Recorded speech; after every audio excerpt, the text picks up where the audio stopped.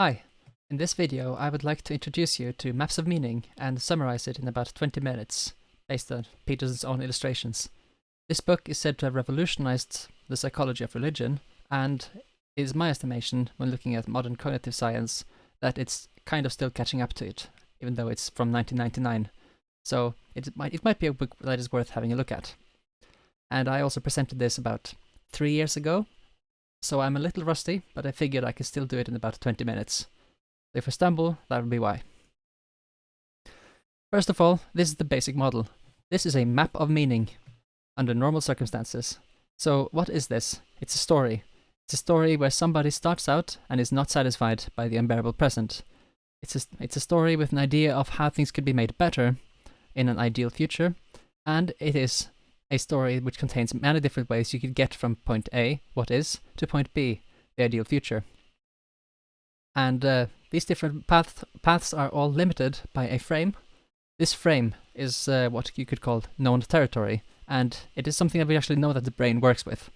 See, in the center of the brain you have this thing called the limbic system, and the limbic system, it constantly tracks your expectations, that is, what you expect to exist, what is in this little box, to see if anything surprising happens.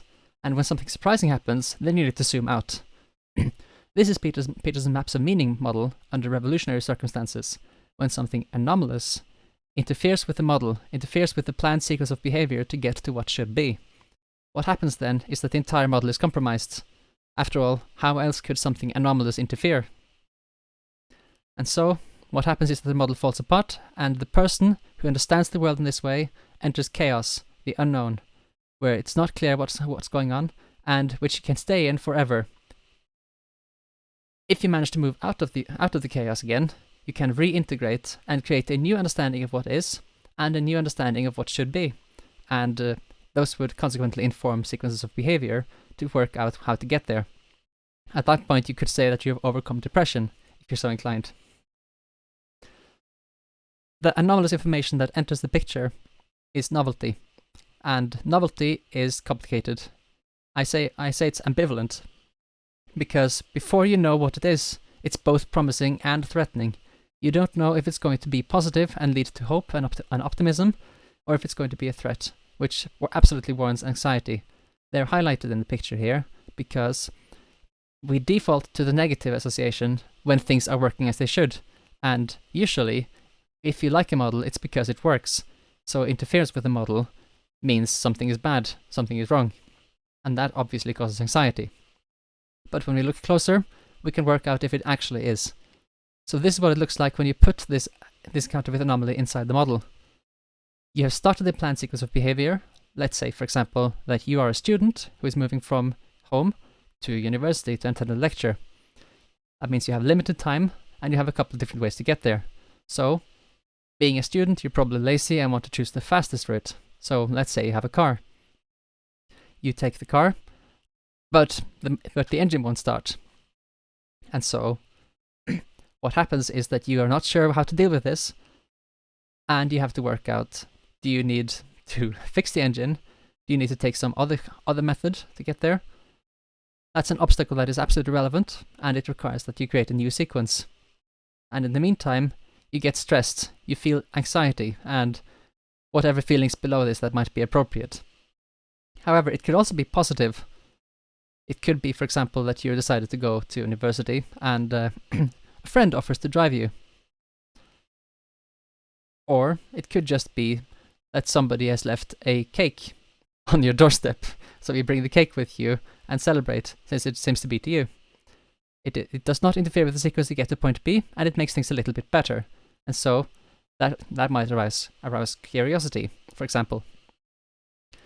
And so, depending on whether or not it is relevant, you either continue the sequence to get to point B, to get to the lecture, or you change the sequence. Maybe, for example, you decide to ask a friend to drive you, or you take a bike, or you walk. If you walk, though, you're probably screwed. So, what does it look like in practice? Since you encounter anomalous information, it interferes with the outcome of the planned sequence of behavior in some way. And it might be positive, in which case you continue it, or it might be negative, in which case you change it. and in the meantime you get these nasty feelings. And so, when the model falls apart, if it's too big of an anomalous problem, you disintegrate, and then you reintegrate into a new model where the same thing might happen again. So, that's what it looks like. Now, these models are fractal and dynamic, which is to say that when you look at the model, when you think about this, and as a student, for example, this is how you think about it. You're a student because you want to become educated, for example. You want to get a good job, or maybe you just want to learn things. And you have many different ways to become educated, for example. But within that, you have many different smaller models. For example, do you get educated by attending university? In which case, this picture might be that. Or maybe you become educated by reading books at the local library. This might be that. Or maybe you get it from the internet, like you're doing right now, which might be this one. And so, whichever one you choose, you can put it inside of the bigger one and say it's a part of the bigger thing. So, you're a person who you want to be a good person, and to be a good person, you need to do things. You need to do certain things. You don't know exactly which ones, but you have an idea. And so, for example, you choose to try to become a learned person. So what does that mean? That means maybe attending university, or maybe you want to be. And so, what does it mean to attend university? It means attending lectures. And so, what does it mean to attend lectures? It means you have to show up. And so, how to get there comes in here, and so on. So the models are fractal, which is to say that there's an infinite number of these models stacked on top of each other in the brain. Now, that also means that when you have these models and something interferes, the interference might be small. It might interfere with the model at one level, but not another one. For example, it might interfere with the car you want to take to school, to university, or whatever, and so you have to find a new way to deal with that. Which is to say that this picture, this in here, is actually the exact same thing as this picture. When the integration is not so serious that you have to go out of the model. So for every model that is bigger than the one that is interfered with by the anomaly, it can stay intact and does not have to be replaced. But for example, if you try to leave your apartment on the third floor and you try to take the elevator, but it doesn't work, well, that's anomalous. Why isn't it working? Well, it's not a big deal. You can just take the stairs. Well, you might be able to take the stairs, except there is no second floor. Now that's a pretty big deal. Something is seriously wrong if there is no second floor in a 3-story apartment. And so that might be a big deal and interfere with a bigger model. But the elevator, that does not interfere with your understanding of how the world actually works. Now, this model is largely based on how our memories are organized. So it's important to note that we have a procedural memory system. You can think of it as muscle memory. It is how the brain learns to do sequences to make things work. For example, how to play an instrument, or how to ride a bike, or drive a car, or write, or speak. Then there's the declarative memory system, which contains propositions. And these propositions can be expressed as stories, as episodes, which can be retold or mimicked, or it can be explained in principles, expressions which are devoid of episodes, but which contain information all the same. And the basic idea here is that we start with the procedural. After all, we weren't always humans, and the ideas had to come from somewhere. And then, as we act on those ideas, for example, one of that is key to his work here is the idea of creative exploration, which is attending to the unknown. This is necessary to generate adaptive behavior, and that adaptive behavior can be remembered by others and told as a story. That story is episodic and can be mimicked. When it is imitated like that, you might get the same result, in which case, all is good. And the bigger argument is basically that these things, the procedural memory into episodic memory into semantic memory, all of these layers inform each other, with the procedural just coming first, and the ideas developing from the procedures to propositions through episodes, with these different things being levels that all act as expressions of that. So another depiction of the same is this, where he tries to show that you have a layer of myth and story that is between what we do, the procedural, which is the outermost layer here, and how you think about what you do, which is maybe philosophy, literature, and so on.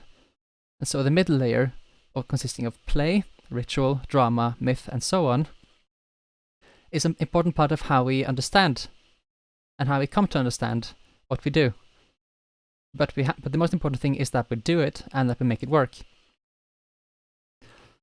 But anyway, the mythical layer contains the world as we experience it, as it makes sense to us, and that is sometimes discussed as phenomenology.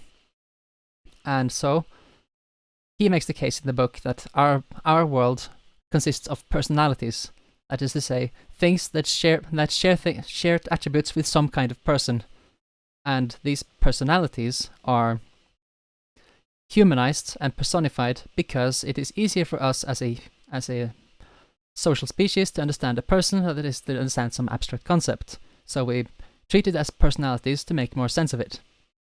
So what are the personalities? Well, we have the outermost layer, which is you can think of as the ground from which all of these arise. The dragon of chaos is everything and nothing all at the same time. It is fundamentally incoherent, but it is basically just the things we don't understand that we don't know we don't understand. Then you have the layer of the Great Mother, which is like a mother in that it gives rise to new things. This is the dragon of chaos as we understand it, and so they're often associated. It can be positive, it can give rise to new experience, and it is associated with unexplored territory, things we know that we don't know.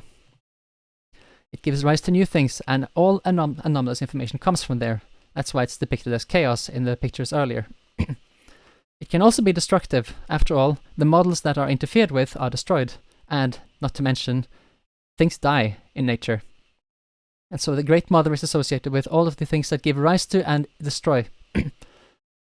So it's both positive and negative, ambivalent, just as every other layer except the Dragon of Chaos, which is not just ambivalent but literally everything. Inside of the Great Mother, you have the Great Father, which is associated with explored territory. It tells you what you should do, and that can be tyrannical and force you to do things which are bad. But it also protects you from the unknown. It protects you from the destruction of nature and makes it so that you can live longer. Think of medicine, for example. So it is both positive and negative just the same. And then in the middle you have the archetypal son, which is to say every single person. Another way to talk about this is that you have the person who knows things and knows he doesn't know things. Then you have the things that he knows as he knows them, which limit and prevent him from doing things while also offering safety in the face of the unknown. And then you have unknown, unexplored territory, which you know you don't know about and which disturbs you, but which also gives rise to new things and which destroys things. So you are the archetypal son in this picture every single time, and you can either act the hero and try to make things work, in which case you might create an order that makes things good in the face of the destruction of the unknown, or you might be an adversary, in which case you try to enforce order where it does not belong and destroy the positive aspect of the Great Mother. So all of these levels, except the Dragon of Chaos, are seriously ambivalent and associated with either the known as the Great Father, the unknown as the Great Mother, or the person who moves between them. Now, let's look at a sample person's map. So we have established that these models are fractal and that you have a model within a bigger model, within a bigger model, within a bigger model. The further out you move, the more abstract and the harder it is to talk about because it becomes increasingly procedural. So here you have a sample person's map from page 194 in the book. Here you can see a father and husband. This is a person who is a father and it tries to be a good husband. And the things that are in that you don't need to look at because the point there is that what happens when you move out. The father and husband is also a middle-class businessman and has to make that work. To make that work, he acts as a capitalist. To make that work in an American system, he has to act as an American capitalist. And that is centered on the idea of valuing humans in the traditional Western personality. And then outside of that, you have the story on which much of Western culture is based, which is the Judeo-Christian story, with the personality, and then he argues that outside of that again, somewhere, it's not necessarily the final step before we get there, but at somewhere outside of that you have the exploratory hero who fundamentally attends to the unknown and makes something valuable out of it. And this constitutes the fundamental adaptive behavior which we all depend on in order to make things work when we encounter surprise. So the further out we go, the more implicit it is. But we only understand the innermost maps of this rationally. The further out we go, the harder it is to talk about without talking in stories or just doing it. And so as you move up here, the maps that are outside of it become harder and harder to tell, harder and harder to explain. We can talk about more things as stories than we can talk about as philosophy, and we can do a lot more than we can talk about as stories. Though, of course, those things we do can in turn become stories in their own right. But we can also draw different semantic content from stories as well. This is what you talk about as the moral of a story. Also, you have the idea of what happens when you identify with the adversary and you try to prevent the map from falling apart in the face of the unknown. You are so afraid of the unknown that it prevents you from exploring it. So you reject the process that adapts and makes things work better, and so you refuse to accept that something is even happening that is anomalous. And so you get into a kind of loop that traps you in the chaos and makes things worse and worse. And Peterson's idea is that this is what ultimately makes people do evil things, makes them hate existence so much that they do horrible things. So the basic advice there is, don't reject exploration. Now finally, you have his depiction of the Christian myth. So here you start with Yahweh and the void. This is slight picture error here. So we have the Spirit of God and the matter and the deep. And the Spirit of God is traditionally masculine in the Christian story, and the void is thereby implicitly feminine, as the Dragon of Chaos thing, the rest of it. And the Spirit of God is in a kind of sexual union. It's sexual because it gives rise to new things, hence the parenthesis creative, and this gives rise to the world, and the pre-conscious paradise of the Garden of Eden. Something strange happens. The snake comes into the story, and they are forced out of the garden. After that, they adopt the state of group identity as they eventually become the Hebrews. As they, in turn, go through their many stories, you have a number upon number of encounters with the unknown, which makes their state fall apart, until you ultimately get to the Christian story, which has Christ as the hero, who makes the perfect world possible, and ultimately creates the perfect future. Now, that's a pretty rough translation of the story and everything, but I hope you get the idea. So, some closing notes. I omitted alchemy, neuroscience, and the older myths he went over, and obviously the book is 400 pages long. There's a lot more to go into if you want to, and I recommend reading it if this catches your attention. Peterson's conclusion from all of this is that you should attend to things that interest you, because of where that interest comes from, and respect ideas you do not understand, since you don't understand what rests upon them. It's a bottom-up model that is compatible with evolution, because ideas that depend on stories, which again depend on adaptive behavior, are what this is all about. Our brains adapt to environmental constants like the known and the unknown, which some would argue is why our brains are split into two halves. It's also crucial to remember, I think, that our ideas have a lot more room for error than the behaviors they imply. So it's ultimately more important to make the right actions and choices in the world than it is to think about it in the right way. And since we can draw conclusions in many different ways, thankfully, there is plenty of room for error in ideas. So, this video has been based on my PDF version of Peterson's book, which I made available for free in 2016, and which I read the same year. Now, thanks for watching, and I'll see you around.